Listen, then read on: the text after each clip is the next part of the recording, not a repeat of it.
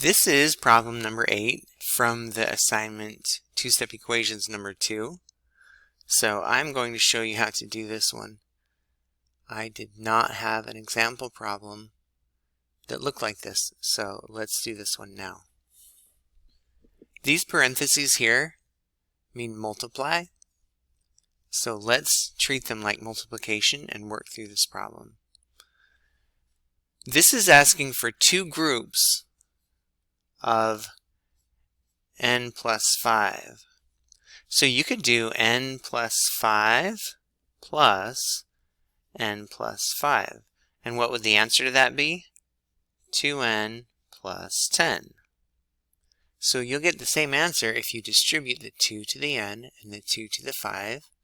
So 2n, because 2 times n is 2n, and 2 times 5 is 10. The 2 is positive and the 5 is positive, so the 10 remains positive, and then that equals negative 2. Remember, your goal here is to isolate the variable by performing the inverse operation. So on the left side of the equals sign, there is addition and there's multiplication. So let's get rid of the addition by subtracting 10 from both sides.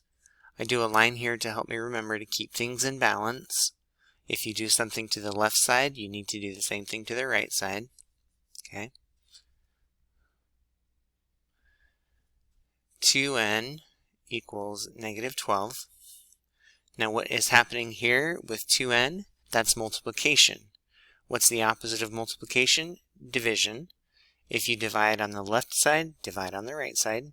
Divide by 2. These drop, so n equals negative 6. And now I want you to substitute negative 6 back into the original equation and see if it works. So it's 2, negative 6 plus 5 equals negative 2. Solve. Does it work? Negative 6 plus negative 5 is going to be negative 1. And then 2 times negative 1, does that equal negative 2? It does. Okay, thanks for watching. Hope this explained.